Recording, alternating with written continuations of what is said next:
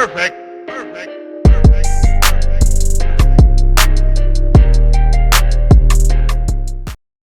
Alright guys, we have a glorious season in the Krypt and I cannot wait to make a video and tell you everything about it. First thing first, as usual, we will start with the characters, and this time we have a lot of great characters in the Krypt.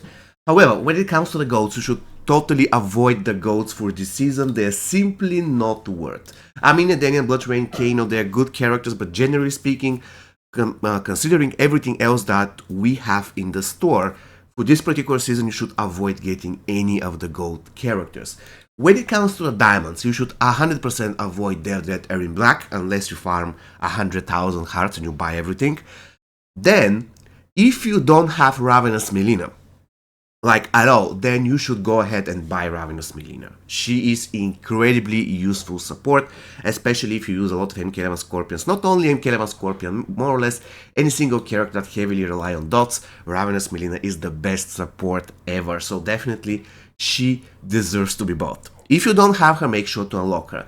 MK11 Liu Kang, the same thing. If you don't have him, try to get him as well. Now, if you can farm just one of those two, and you don't have either MK11 Liu Kang or Ravenous Melina, I would say go for Ravenous Melina.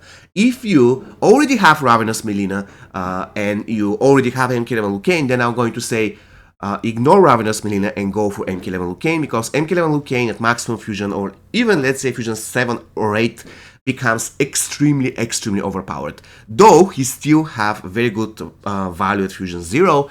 So again, if you are in a mood for grinding, this is the season. If you don't have MK11 Liu Kang and Ravenous Melina, I would advise you to get them both. They are great. However, if you have to choose, then go for Ravenous Melina. When it comes to the equipment, you have to completely ignore the Thunder Lord Sigil. It's not really that great piece of equipment, let's be real, and every single one of you should go ahead and buy the Ceremonial Pipe. It is extremely overpowered piece of gear, even at Fusion 0, because you have 70% chance to steal a positive effect from, let's say, from a boss that's trying to regenerate. Guess what? He's not regenerating, you're regenerating.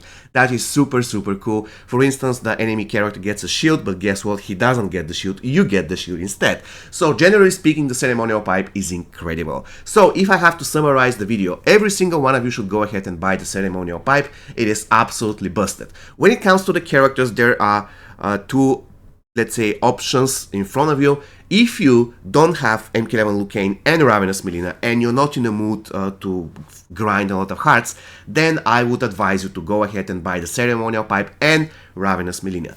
If you already have a copy of Ravenous Melina but you don't have MK11 Liu Kang, then I would advise you to go ahead and buy the Ceremonial Pipe and MK11 Liu Kang. If you already have MK11 Liu Kang and Ravenous Melina, then again I would advise you to go ahead and buy the Ceremonial Pipe and another copy of MK11 Liu Kang.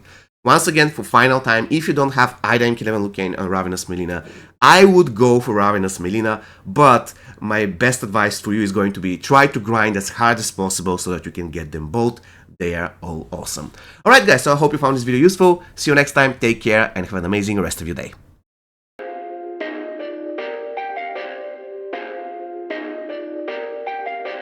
Perfect.